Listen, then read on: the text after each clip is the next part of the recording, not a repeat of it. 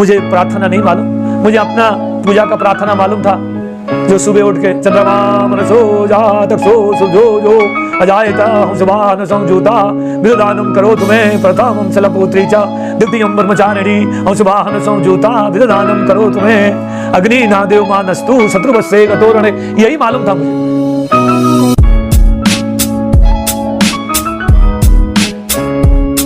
परमेश्वर को धन्यवाद देता हूँ इस उत्तम समय के लिए, अवसर के लिए। मैं आप लोगों के सामने कैसे मैं प्रभु में आया, मैं छोटी सी गवाही देना चाहता हूँ। मेरा नाम पुराना विष्णुराम प्रेमनाथ भंडारी था, अभी जेम्स राम भंडारी बोलते हैं, ज़्यादा लोग जेम्स राम ही बोलते हैं। पहले बॉर्न अप ब्रॉट अप में नेपाल सेंगजा बोल के एक जगह है, डिस्ट्रिक्ट भी कहते हैं उसको, पैदी खोला गांव में मैं पैदा हुआ। और बचपन से ही हमारे परिवार के लोग जो है ब्राह्मण्स थे, तो इसलिए बचपन से ही पूजा पाठ करना मुझे सिखाया गया और मैं बचपन से ही देखते आया। और मेरे माँ बाप की भी इच्छा थी कि मैं घर में पूजा पाठ करूं, पुजारी का काम करूं, ये पंडित का काम जो बोलते हैं वो करूं, वो उनकी इच्छा थी। लेकिन दिल से मेरी इच्छा नहीं थी, लेकिन माँ बाप की इच्छा थी कि मैं उस बात को करूं। तो उनके रीति रिवाज में मैं पला बढ़ा। 8वीं साल की जब मेरी उम्र हुई तो मेरा बर्तमन हुआ। बर्तमन उसको ये कहते हैं कि हमारे ब्राह्मण में जनेऊ डालने का एक रिवाज रहता है। जैसे मसीह लोग विश्वास करते हैं कि इवन मसीह परिवार में पैदा होने के बावजूद भी आपने इतनी व्यक्तिगत रीति से प्रभु यीशु मसीह को ग्रहण नहीं किया है तो आप परमेश्वर का संतान नहीं बन सकते, क्योंकि बाइबल भी ये कहती है कि जितनों ने उसे ग्रहण किया उन्हें परमेश्वर का संतान बनने का अधिकार दिया। बाइबल के मुताबिक आप तभी उसके संतान बनते हैं जब प्रभु यीशु मसीह को आप अपने जीवन में व्यक्तिगत उद्धारकर्ता मुक्तिदाता होकर ग्रहण करते हैं। वैसे ही ब्राह्मण्स भी मेरे समय पर ब्राह्मण्स जब सपोज किसी ब्याह के लिए या कोई और फंक्शन के लिए लड़का हो या लड़की को देखने जाएं तो वो कहते थे, ब्राह्मण परिवार होने के बाद भी पूछते थे क्या इसका बर्तमन हुआ। मतलब बर्तमन होने के बाद वो कहते हैं कि वो उनका विश्वास के अनुसार वो सही ब्राह्मण के अपने रीति रिवाज पर या सही पर वो हो गया, तो इसलिए वो पूछते थे। तो इसलिए मेरे 8वीं साल की उम्र में मेरी बर्तमन हुआ। उसके बाद मेरी दिनचर्या थोड़ा बदलती गई।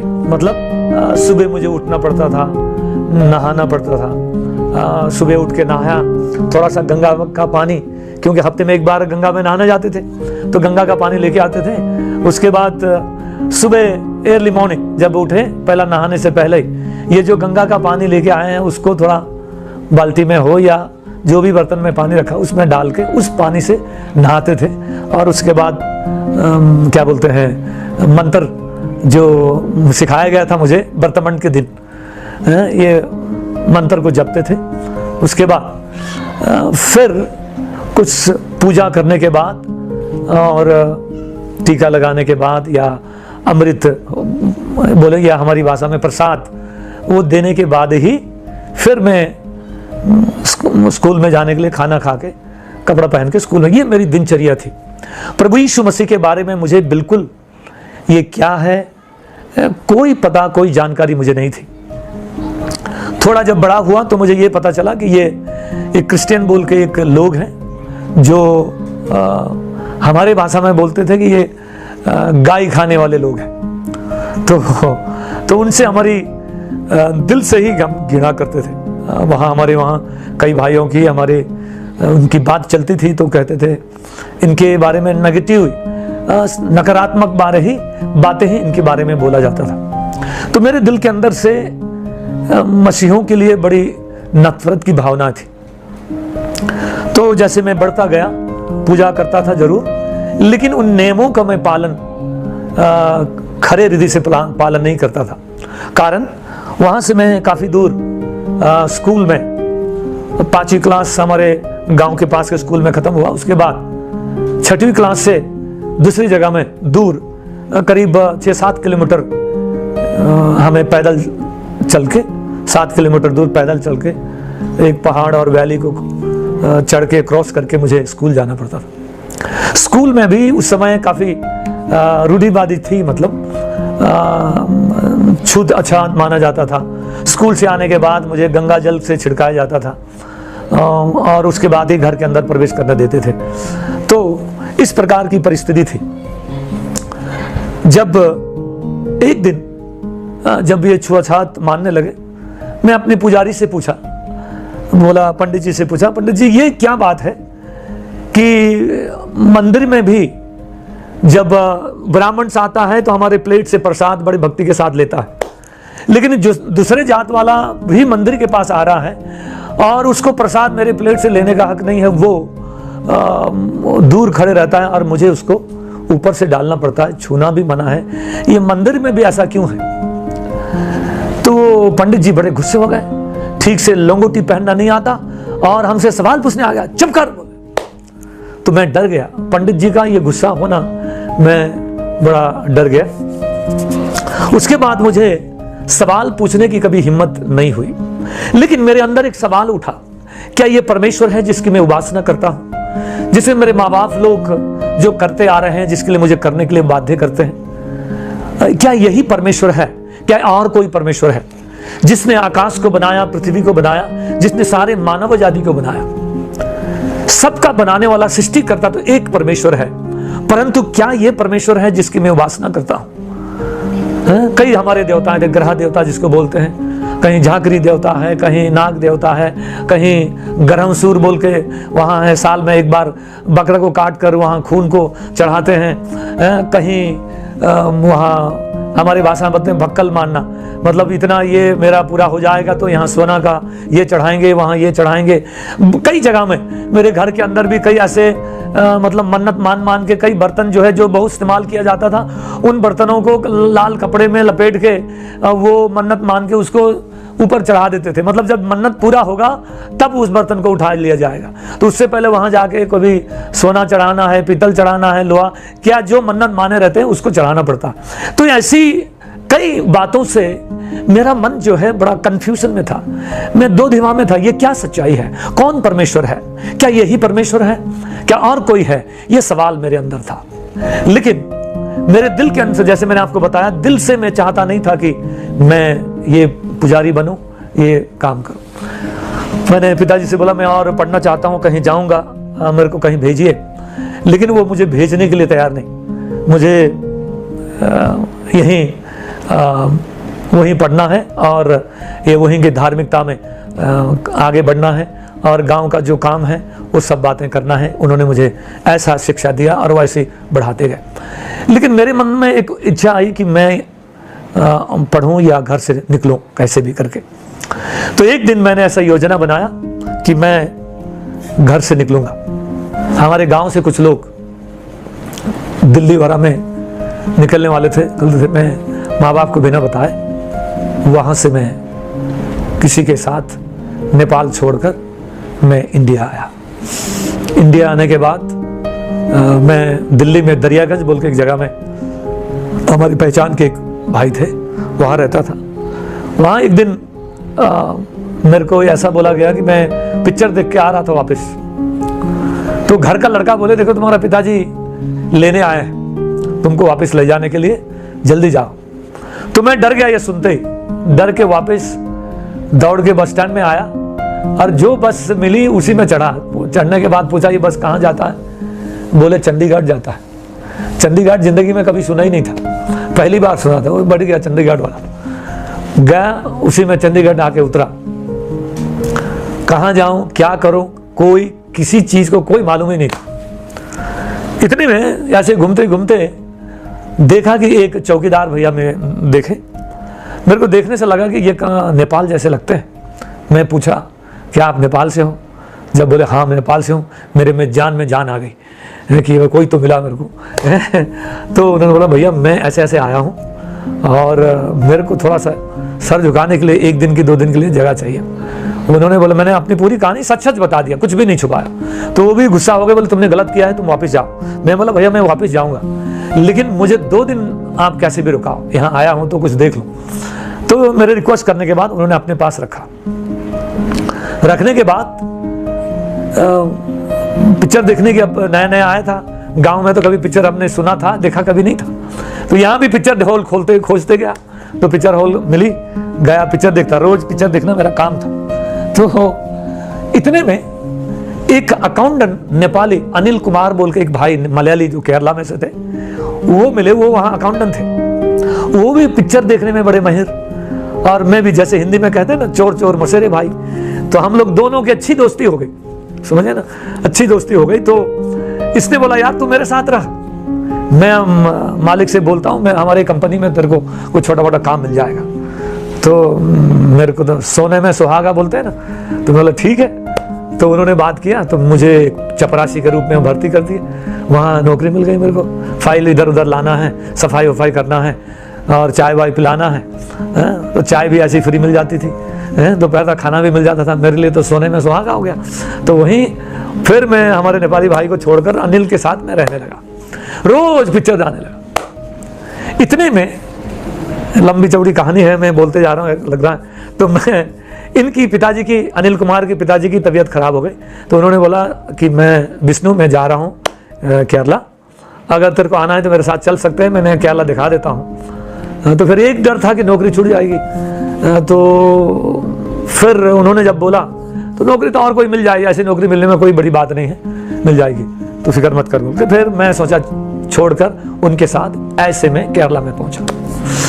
केरला में पहुंचने के बाद इसने बोला कि मैं अब वापस नहीं जाऊंगा, क्योंकि उन पिताजी का दुकान मैं संभालूंगा और उनका बिजनेस जो है वो संभालूंगा, मैं नहीं जाऊंगा। तू यहाँ रहना चाहता है तो रह जा, मैं बोलकर उन्होंने बोला। तो मुझे उनका भाई को एक सरकारी नौकरी मिल गया अनिल कुमार का, और मुझे जो भाई एक साबुन का कंपनी में काम करता था, साबुन पैक करने का, तो छोटी सी नौकरी थी। उसमें बोला अगर तू चाहे तो यहाँ मिल जाए। तो मैं उनकी बात मानकर वहाँ ज्वाइन हो गया एर्नाकुलम में। इतने में जब वहाँ काम करता था, मैंने कभी स्मोकिंग नहीं किया था, कभी दारू नहीं पिया था, लेकिन यहाँ दोस्तों के साथ एर्नाकुलम में ये सब स्मोकिंग सीख गया और दारू पीने सीख गया। और थोड़ा सा मैं रास्ता से भटक गया, थोड़ा सा क्या, पूरा ही भटक गया। लेकिन वो मैनेजर जिसमें मैं, मेरा हमारा सुपरवाइजर जो था, वो जो है बहुत ही एक सिद्धांतिक आदमी था।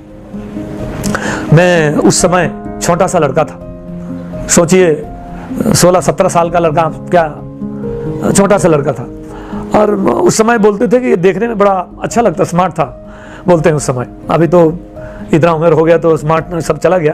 तो बोलते थे तो देखने से लगता है कि तो अच्छा कोई परिवार का है, तो अपनी जिंदगी को बर्बाद कर रहा है, ऐसी इतनी छोटी सी उम्र में दारू पी रहा है, तो क्या अच्छा कर रहा है। उन्होंने बहुत डांटा और समझाया मुझे, और मैं समझा मैं ये गलत कर रहा हूँ, लेकिन छोड़ने की कोशिश करता था, छूटता नहीं था। 1 दिन छोड़ देता, 2 दिन छोड़ देता था। उस समय पानामा सिगरेट सिर्फ 10 पैसा में मिलता था, एक पानामा। तो मैं सोचा कि भाई ये 10 पैसा का मैं किसी का थोड़ी खा रहा हूँ, अपना कमा रहा हूँ, खा रहा हूँ, किसी को क्या तकलीफ है, अपने आप, किसी से नहीं, मन में ऐसा बोलकर। तो दारू भी ऐसे ही अपना कमा रहा हूँ, खा रहा हूँ, ज्यादा थोड़ी पी रहा हूँ, कभी कभी पीता हूँ। ऐसा करके 2 दिन छोड़ता, 3 दिन छोड़ता, उसके बाद फिर करता, ऐसा में हो रहा था। इतने में कि मैनेजर, ये सुपरवाइजर फिर से मुझसे पूछे कि तुमने छोड़ा, तो मेरी मुंडी नीचे हो जाती थी। तो मेरे को बड़ी गिलानी हुई। तो उन्होंने मुझे सलाह दिया, बेटा तुम एक काम करो, ये जगह तुम छोड़ दो, तुम अपनी दोस्ती को छोड़ो, ये नौकरी भी छोड़ो। मन में आया मैं कितने को छोड़ूं, कहां कहां छोड़ो, क्या करूं। लेकिन फिर भी इनकी बातों को मैंने लगा, मेरा एक दोस्त है ट्रिवांड्रम में, वो तुम्हें कुछ अच्छा काम बताएगा, वो क्रिश्चियन है, वो तुम्हें अच्छा मार्ग बताएगा, तुम्हारे लिए कोई रास्ता खोलेगा, तुम ये काम करो, ये छोड़ो। उनकी बात को मानकर वहां छोड़कर, उनकी बताए के अनुसार मैं ट्रिवांड्रम बोल के एक जगह है केरला में, वहां कैपिटल, वहां पर चला गया। वहां जाने के बाद उन्होंने कहा, डॉक्टर माणी बोल के थे, उन्होंने कहा, इनके दोस्त ने जो माने हैं उन्होंने कहा कि बेटा तुम एक काम करो, तुम टेक्निकली कुछ सीखो, सीखने के बाद तुम, आजकल तो लोग बाहर जा रहे हैं, मिडिल ईस्ट में जा रहे हैं, तुम्हारी अच्छी नौकरी मिल जाएगी and you can make a good life. तुम अपनी जिंदगी अच्छे बना सकते हो, माँ बाप को तुम अच्छा सहायता कर सकते हो, जिंदगी में तुम कुछ बन सकते हो। मेरी इच्छा यह है कि तुम टेक्निकली कुछ सीखो, मेरा दोस्त ने तुम्हारे बारे में अच्छा बोला है तो तुम ऐसा करो। तो वो मुझे एक जयमादा टेक्निकली जो बिल्डिंग और ये सिखाते हैं, ITI का जो कोर्स होता है, वैसे वो जगह में जयमादा वर्कशॉप था, ट्रिवांड्रम मिडिल कॉलेज के एक कैथोलिक चर्च का, और दोनों भाई मिलकर चलाते थे। वहाँ मैं उनकी बात मानकर ये टेक्निकली सीखने के लिए मैं चला गया। उस वक्त पहली बार जिंदगी में मैंने प्रभु यीशु मसीह के बारे में सुना। वो एक CB जॉन वायरलेस इंस्पेक्टर थे। वो मुझे नहीं मालूम था उस समय कि वो इंस्पेक्टर हैं, लेकिन उनकी जिंदगी ऐसे बहुत खराब थी, बहुत गंदे जिंदगी वो व्यतीत करते थे, हर प्रकार की बुराई में लिप्त थे। लेकिन कोई घटना के वजह से और प्रभु यीशु ने उनकी जिंदगी को बदल दिया। उसके बाद वो पूरी तरह से बदल गए और ड्यूटी खत्म होने के बाद 5 बजे से जब वो घर पहुंचते थे, 5:30 से 6:30 तक 1 घंटा, कभी रेलवे स्टेशन में, कभी बस स्टेशन में, कभी कोई जंक्शन में, कॉलेज में, हाई स्कूल में, कहीं भी जाकर, जेल के अंदर जाकर पर्चियां बांटते थे, यीशु मसीह के बारे में बोलते थे। एक दिन हमारे इंस्टीट्यूट के सामने आकर वो प्रभु यीशु मसीह के बारे में बोलने लगे। प्रभु यीशु मसीह किसी जाति का, किसी लोगों का परमेश्वर ईश्वर नहीं है, वो सारे मानव जाति का परमेश्वर है। वो सबसे प्यार करता है। इसलिए बाइबल कहती है परमेश्वर ने जगत से ऐसा प्रेम किया कि अपने इकलौते पुत्र को दे दिया, जो कोई उस पर विश्वास करे वो नाश ना हो परंतु आनंद जीवन पाए। वो शांति का प्रभु है। वो तुम्हारी जिंदगी को जानता है, चाहे तुम कोई भी जात के हो, कोई भी प्रकार के इंसान हो, वो तुमसे प्यार करता है, वो शांति दाता है। जब उन्होंने ऐसा बोला तो मेरे को ऐसा लगा कि ये क्या सच है, ये क्यों बोल रहे हैं ऐसा मेरे मन में चिढ़ भी आ रही थी। तो मैंने उसके बाद उन्होंने एक पर्ची दिया मुझे पढ़ने के लिए, बोले इस पर विश्वास करो तुम्हें शांति देगा प्रभु। मैं बोला 33 करोड़ हमारे भगवान हैं, उनका नाम लेने का समय नहीं है, ये 34वां तुम कहां से लेके आए हैं, गोरे लोगों का धर्म। ऐसा बोलकर उस पर्ची को मैंने ऐसे फाड़ के टुकड़े टुकड़े किया और उनके सर पर डाल दिया। सर पर जब डाला, उन्हें ऊपर नीचे देखे, मुझे थोड़ा डर लगा कहीं ये मुझे झापड़ तो नहीं मारेगा। लेकिन मन के अंदर मैं सोच लिया था कि ये मारेगा तो मैं भी मारूंगा, अंदर ऐसी सोच रहा था। लेकिन इतनी सोचते ही मैं 2 मिनट ये ऊपर से नीचे देखे, अच्छे लंबे चौड़े पुलिस इंस्पेक्टर थे वो, मुझे नहीं मालूम था क्योंकि साधारण ऐसे यूनिफॉर्म में नहीं थे, वो अपने सिविल ऐसी ड्रेस में थे। ऊपर से नीचे देखे, थोड़ा डर भी जरूर लग रहा था, मोटे आदमी तो थोड़ा डर रहा था। लेकिन 2 मिनट के अंदर ऊपर नीचे देखने के बाद वो मुस्कुरा के चल दिए। प्रिय भाई और बहनों, जब उन्होंने मुस्कुराकर चल दिए, मेरे दिल में ऐसे तीर के समान इतनी गिलानी हुई, इतना गिल्टी मुझे फीलिंग हुआ, आई डिड रॉन्ग, मैंने गलत किया, मुझे ऐसा नहीं करना था। कुछ भी हो, ये ईश्वर के बारे में बोल रहे थे, प्रेम के बारे में बोल रहे थे, शांति के बारे में बोल रहे थे। जब मैं 33 करोड़ का सहरा हूं तो एक और हो जाता, उसमें क्या था, कुछ भी हो, ईश्वर के बारे में बोल रहे थे। ऐसी मेरे मन में बड़ी गिलानी हुई, I was so emotional, guilty, ऐसा फीलिंग हुआ। उसके बाद कभी भी जब मैं ये काले किताब को पकड़ते हुए, बाइबल पकड़ते हुए देखता था तो मुझे इनसे डर लगता था। I used to keep away, उनसे दूर रहता था, कभी इनके करीब में नहीं आया, दूर रहा इनसे, मैं इनके करीब नहीं जाता था। उसके बाद कुछ दिनों के बाद जहां से मैं पढ़ रहा था, मुझे सर्टिफिकेट मिली और मैंने एजेंट को पैसा दिया था उस जमाने में बाहर जाने के लिए। तो एजेंट के पास जब डकमानी के साथ मैं जब गया, उन्हीं के थ्रू मैं एजेंट के पास गया था, पैसा भी दे दिया था। तो जब वहां पहुंचा तो मैं देखता हूं कि करीब 35-40 लोग करीब होंगे, एग्जैक्टली नंबर नहीं बता सकता, लेकिन ये 30-40 लोग थे। कोई छाती पीट रहा है, कोई रो रहा है, कोई गाली दे रहा है। मैं पूछा क्या हो गया? तब पता चला कि जो एजेंट है सबका पैसा लेकर फरार हो गया। कहां गया? ऑफिस वहां है लेकिन ये कहां है किसी को पता नहीं है। तो मुझे भी जब मालूम हुआ तो पता चला सबका पैसा लेके चला गया है, भाग गया है। जब ये मालूम हुआ तो मुझे ऐसा लगा कि सब कुछ खो गया। मेरे को चक्कर आने लगा, घर, पेड़, जंक्शन, दुकान सब घूम रहा है ऐसे, घूम रहा है और मैं भी घूम गया और नीचे गिर गया, मेरे शरीर से पानी भी निकल गया, मैं नीचे गिर गया, होश नहीं। करीब 4 मिनट होश नहीं। ये डॉक्टर माणी जो थे, इन्होंने पानी मेरे सर पर डाला, पानी पिलाया। 5 मिनट के अंदर मैं होश में तो आ गया, लेकिन कांपा हुआ था।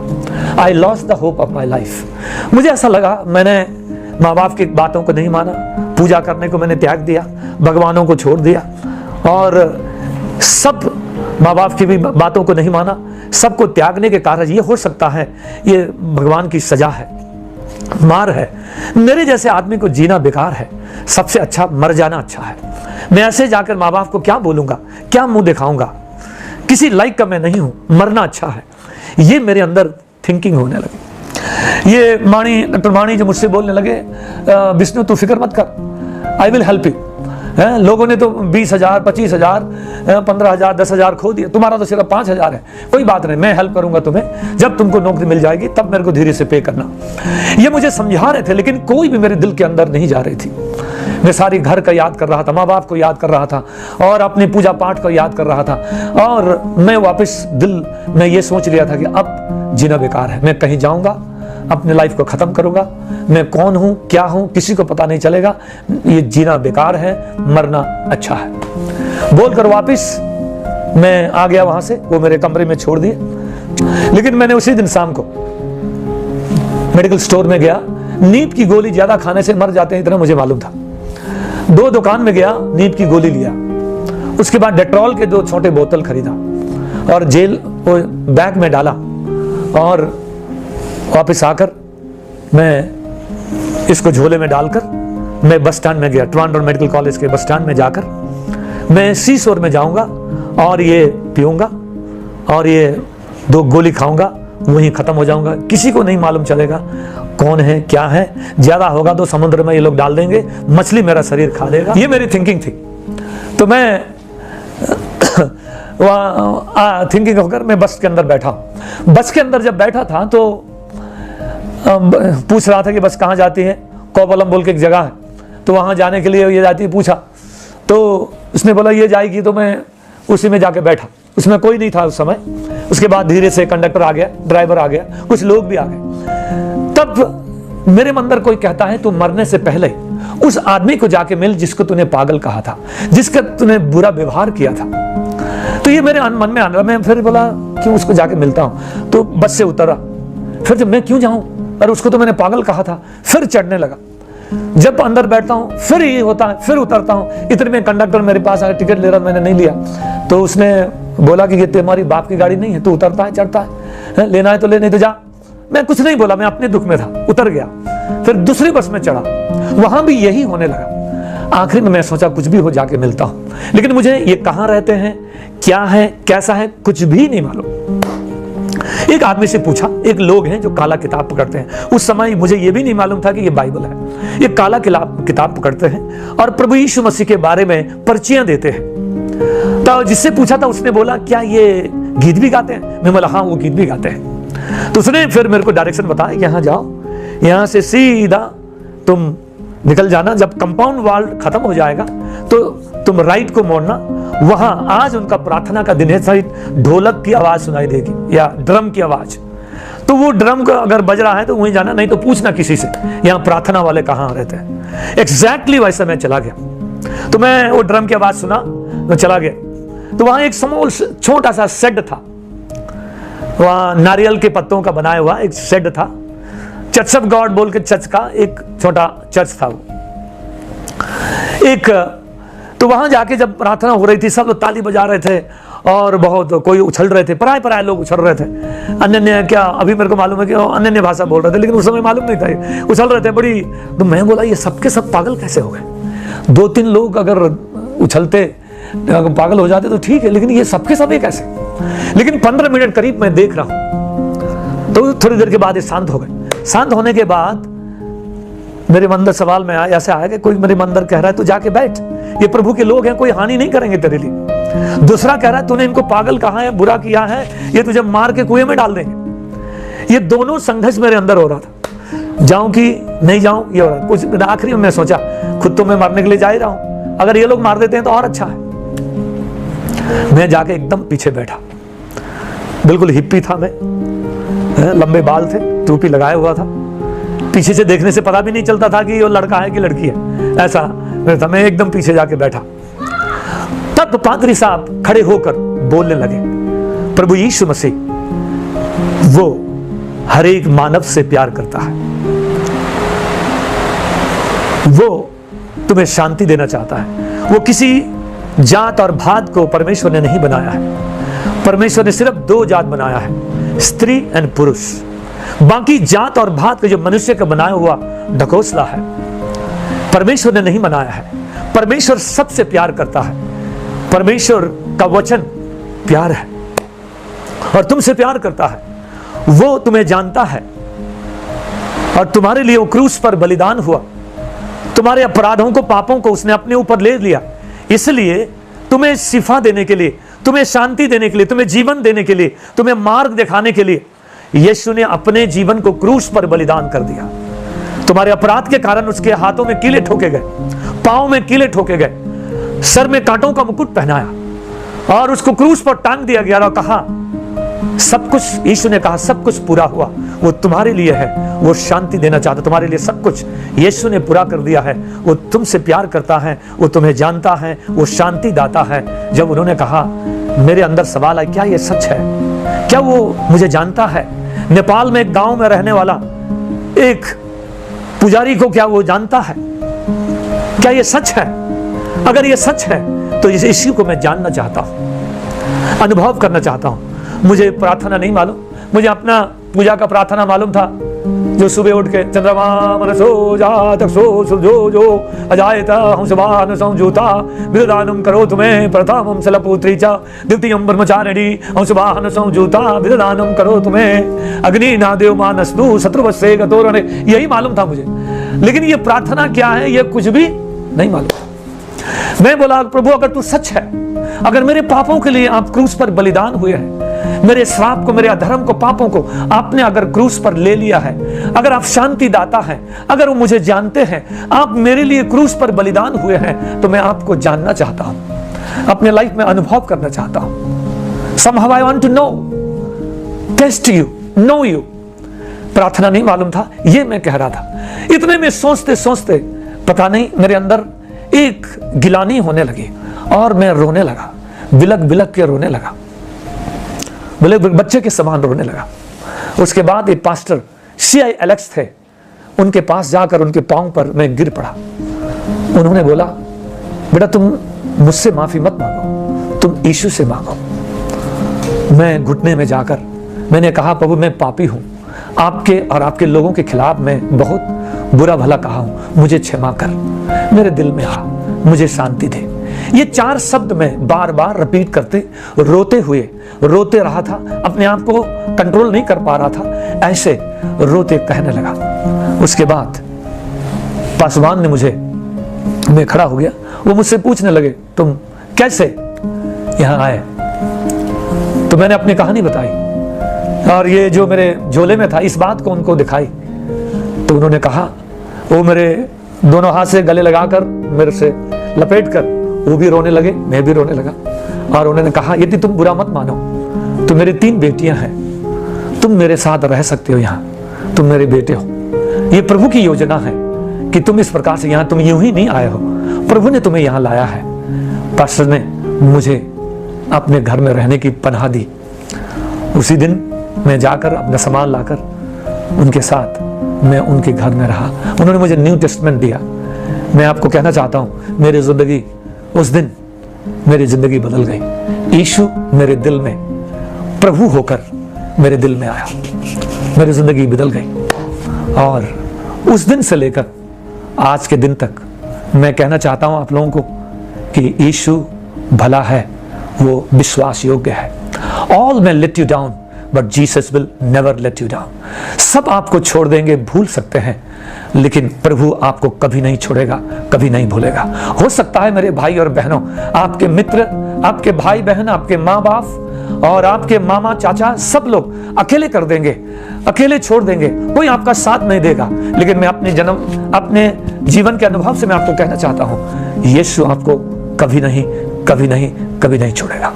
वो आपके साथ रहेगा और आपको शांति देगा, आपको जीवन देगा। ये प्रभु ने मेरे जीवन में ऐसा अनुग्रह दिया और यीशु को पहचानने की सौभाग्य मुझे मिला।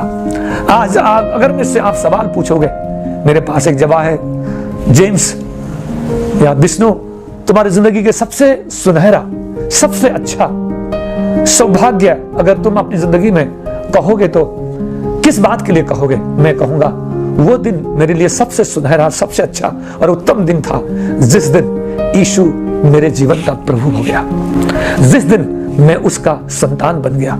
वो दिन मेरे लिए सबसे श्रेष्ठ है, सबसे सुनहरा है, सबसे अच्छा है। आज मैं प्रभु के लिए जीना चाहता हूं। मेरा उद्देश्य ये नहीं कि मुझे प्रभु से क्या मिलेगा, मेरा उद्देश्य यह है कि मैं प्रभु के लिए क्या दे सकता हूं। मेरा जीवन, मेरी योग्यता जो भी है, मैं खुदा के लिए दे सकूं, उसके लिए खड़ा हो सकूं।